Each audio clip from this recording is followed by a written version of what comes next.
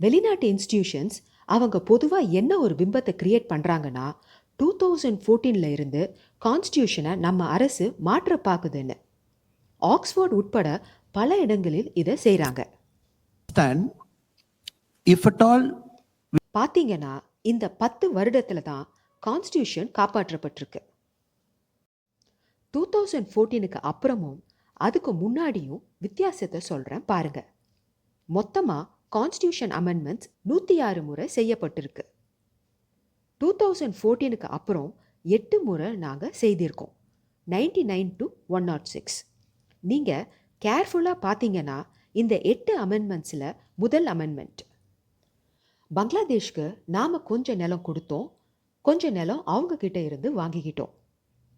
அடுத்து ஜிஎஸ்டி ரிசர்வேஷனை அடுத்த 10 வருஷத்துக்கு எக்ஸ்டெண்ட் பண்ணியிருக்கோம். பெண்களுக்கான 1/3 ரிசர்வேஷன், ஸ்டேட் கவர்மெண்ட்ஸுக்கு முழு அதிகாரம், யார் அந்த ஸ்டேட்டில் ஓபிசி பிரிவில் வருவாங்கன்னு முடிவு பண்ணலாம். 8வது அமெண்ட்மெண்ட் ஓபிசி கமிஷனுக்கு கான்ஸ்டியூஷனல் ஸ்டேட்டஸ். இதெல்லாம் கான்ஸ்டியூஷனை ஸ்ட்ரென்தன் பண்ணியிருக்கு.